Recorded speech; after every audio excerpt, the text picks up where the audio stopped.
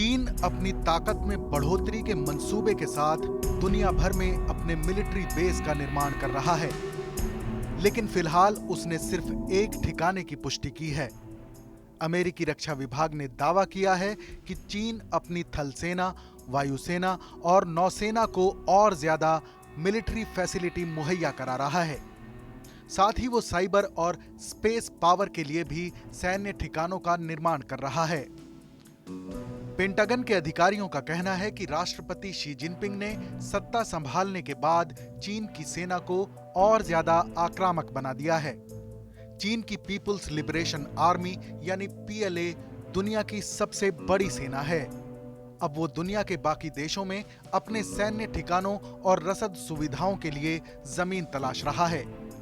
पिछले दिनों Equatorial Guinea और संयुक्त अरब अमीरात यानी यूएई भी काफी चर्चा में रहा। रिपोर्ट्स के मुताबिक मुमकिन है कि चीन इन दोनों देशों में सैन्य ठिकाना बना रहा है। दिसंबर की शुरुआत में खबरों में आरोप लगाया गया कि चीन इक्वेटोरियल गिनी में अपना पहला अटलांटिक सैन्य अड्डा बनाने की कोशिश कर रहा है। इससे पहले चीन को संयुक्त राज्य अमेरिका से कड़ी चेतावनी के बाद अबू धाबी से 80 किलोमीटर उत्तर में खलीफा के कार्गो बंदरगाह पर निर्माण रोकना पड़ा था। अमेरिका ने आरोप लगाया था कि संयुक्त अरब अमीरात के बिना बताए चीन वहां खुफिया तौर पर सैन्य ठिकाना बना रहा है। साल 2018 में संयुक्त अरब अमीरात और चीन ने कोस्को shipping ports Abu Dhabi terminal को अपग्रेड करने के लिए $300 मिलियन के सौदे पर दस्तखत किए थे। ये बंदरगाह अल-धफ्रा एयरबेस और जेबेल अली दोनों के पास मौजूद है। दुबई के इस बंदरगाह पर यूएस नेवी के शिप के आने की फ्रीक्वेंसी काफी ज्यादा है। अमेरिका के बाहर यूएस नेवी के लिए दुबई सबसे व्यस्त बंदरगाह है।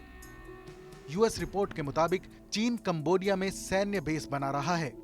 अमेरिकी रक्षा मंत्रालय का दावा है कि सितंबर-अक्टूबर 2020 में कंबोडिया में रीम नेवल बेस में यूएस की तरफ से बनाई गई 2 इमारतों को ध्वस्त कर दिया गया था।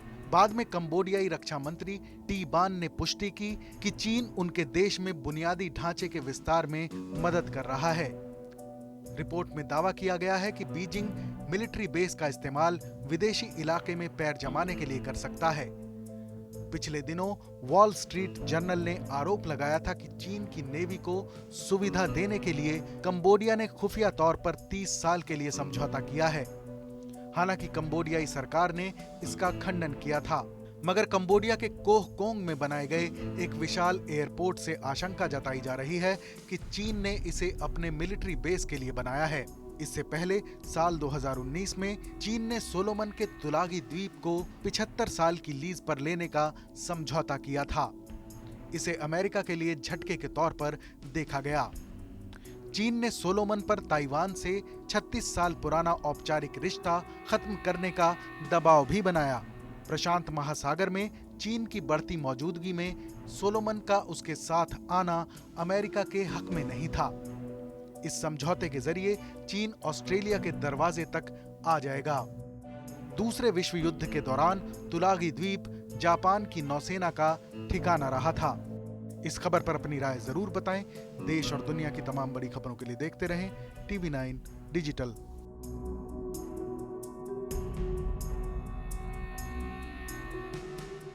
देश बनता है अपने नागरिकों से।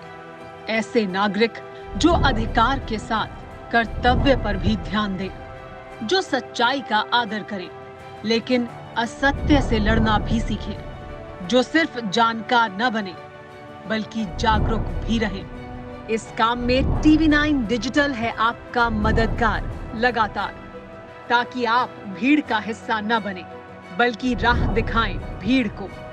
देखते रहिए TV9 डिजिटल।